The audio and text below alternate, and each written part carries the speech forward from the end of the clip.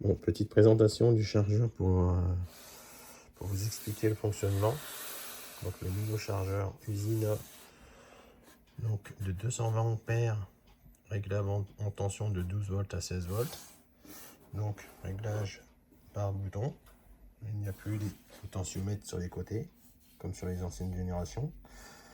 Donc alimentation en 50 carrés. Donc plus et moins pour brancher directement sur la batterie. Enfin sur les batteries. Donc un disjoncteur d'origine. Donc c'est une automatique bivoltage, donc 127 220 volts. Donc disjoncteur, donc c'est un 32 ampères de souvenir. Donc ventilation quand on est en surcharge puisqu'elle a besoin de refroidir. Donc elle est fournie avec un adaptateur pour la France, ce qui permet d'avoir une protection à la terre.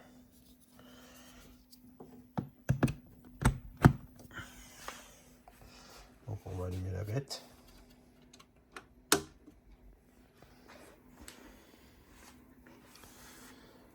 Donc là, elle est en train de se calibrer puisque c'est un démarrage.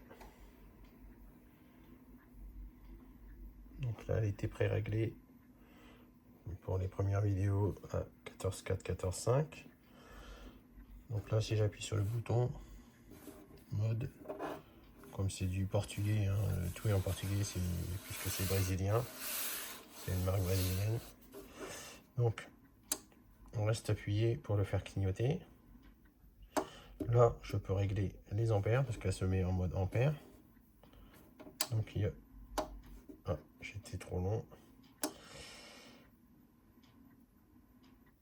Voilà. Là, j'ai plusieurs modes. Donc j'ai le mode automatique, donc qui va auto-gérer les ampères qu'on a besoin. Là, je peux limiter la tension de charge. Par exemple, si je veux limiter à 105 ampères, je limite à 105 ampères, 95. Si je veux limiter à la puissance maximum, c'est-à-dire 220 ampères, vous mettez 220 ampères. Là, je vais laisser à 100 ampères. Après, si vous voulez me mettre en automatique, si vous avez besoin de 220 ampères, ça va envoyer 220 ampères. Si vous avez besoin de 5 ampères, ça va envoyer 5 ampères. Donc, ça va se gérer automatiquement. Donc, rien à faire. Là, si je veux 120 ampères, je mets 120 ampères. Je rappuie. Donc là, je suis en mode tension. Je peux régler la tension. Donc, la tension nominale, elle est de 12 volts. La tension maximum,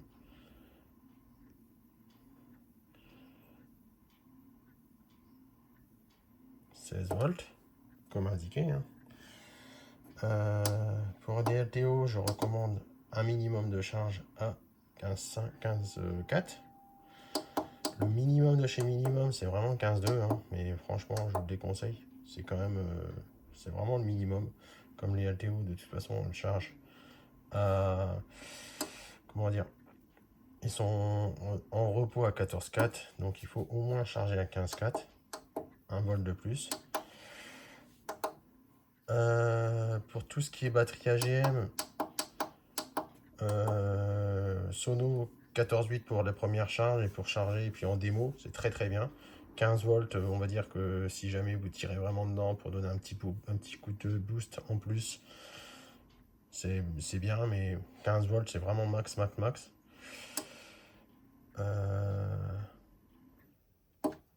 Après,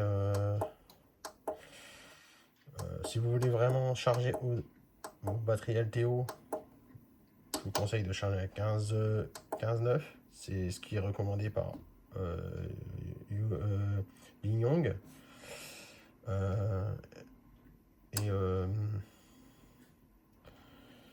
Donc après, au niveau des réglages, vous avez aussi un mode automatique pour la charge. Bon, honnêtement, à tester. Là, je le remets en mode 14.5. C'est très bien. pour une maintien de charge en démo, 14,5 c'est très bien. Après on peut mettre à 14,6, 14,8. Ça dépend après du jus que vous avez. Après elle se recalibre toute seule. Donc, une fois qu'elle est calibrée, elle envoie cette tension. Une fois que c'est chargé, là c'est à 120 ampères. Une fois que c'est chargé, les ampères sont à 0. Là, on a un indicateur de 100 ampères, de 100%, pardon, qui veut dire que la batterie est chargée à 100%. Enfin, là où les batteries sont chargées à 100%. Ça doit être un indicateur qui dit que c'est en charge, je pense. Et ça, c'est quand c'est pas bien chargé. Il faut que je regarde vraiment la doc pour ça, parce que ça, il faut que je sois sûr de ce que je dis. Sinon, tout se fait par bouton, du coup.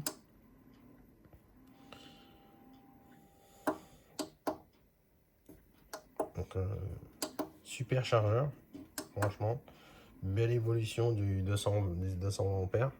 Les premières versions, c'était les mêmes, mais avec des potentiomètres sur le côté et des modifiés à l'intérieur pour pouvoir charger à 16 volts. Là, ils sont d'origine par le fabricant capables d'envoyer 16 volts donc, et 220 ampères. Donc, du coup, ils sont dimensionnés pour envoyer une grosse puissance. Autre chose, c'est des 23 ampères de consommation à pleine puissance. Donc, si vous n'avez pas des prises adaptées, il faut savoir que dans une maison, c'est 16 ampères. Je vous conseille de ne pas charger au-dessus de 170 ampères. Sinon, ça va sauter chez vous. Si vous avez une prise qui est dédiée et qui fait 20 ampères, voire un peu plus, 25 ampères, avec un disjoncteur de 25 ampères, en pic, on va dire que ça tiendra, il n'y aura pas de problème, vous ne ferez pas sauter les plombs, sauf si vous allumez la machine à laver et vous n'avez pas le compteur adapté. Mais sinon, évitez de charger en pleine puissance si vous n'avez pas une prise adaptée chez vous. Malheureusement, au Brésil, eux, ils n'ont pas ce problème-là. En Europe, il y a certains pays comme l'Allemagne qui n'ont pas ce problème-là. En Belgique, ils n'ont pas ce problème-là. En France, on est bridé sur beaucoup de choses. Donc, ces chargeurs-là, l'avantage d'avoir une puissance comme ça, c'est que quand on charge à 170 ampères, il chauffe beaucoup moins que quand il est en pleine puissance. Donc, surdimensionner un chargeur, ça lui donne une plus longue durée de vie. Si vous voulez vraiment un chargeur qui envoie plus de 120 ampères, parce qu'il y a le modèle 120 ampères, celui-là, c'est un très bon choix. Après, que dire de plus? À tester avec des batteries, voir le fonctionnement. Mais pour moi, c'est l'un des plus aboutis de la gamme Usina. Parce qu'il y a déjà beaucoup de réglages. Ça, c'est bien. On a beaucoup plus de choix.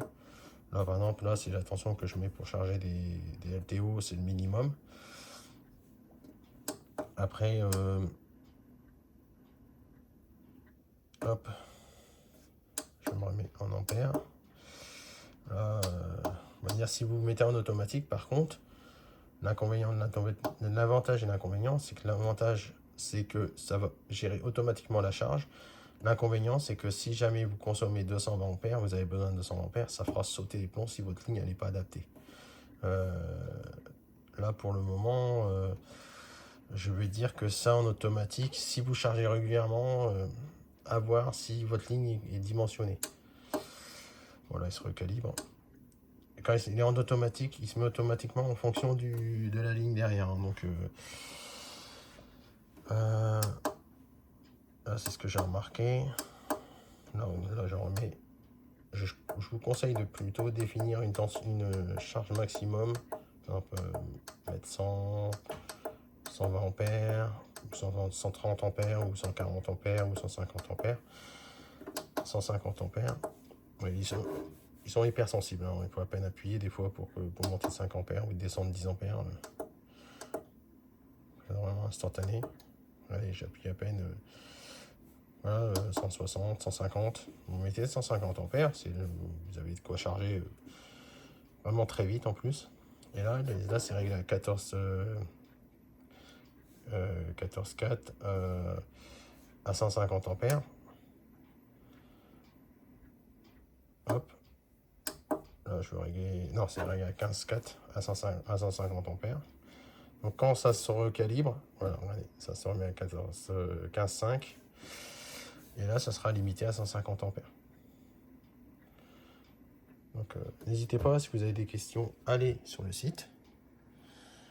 Donc et envoyez-moi des messages. Si je peux vous répondre, je vous répondrai dans les plus brefs délais. Moi, si j'ai pas la réponse, de toute façon, j'ai mon fournisseur derrière qui me répond assez rapidement. Les chargeurs ne sont pas encore disponibles en grosse quantité parce que mon fournisseur en a pris très peu pour tester. Moi, j'ai pris le seul qui lui restait et j'en ai déjà recommandé 4. Je pense en recommander d'autres par la suite. À mon avis, c'est un chargeur qui va bien se vendre parce que il est vraiment top. Donc, si jamais ça vous intéresse, n'hésitez pas à me contacter ou à commander directement sur le site quand ils seront en précommande sur le site. Bientôt, j'espère. À bientôt.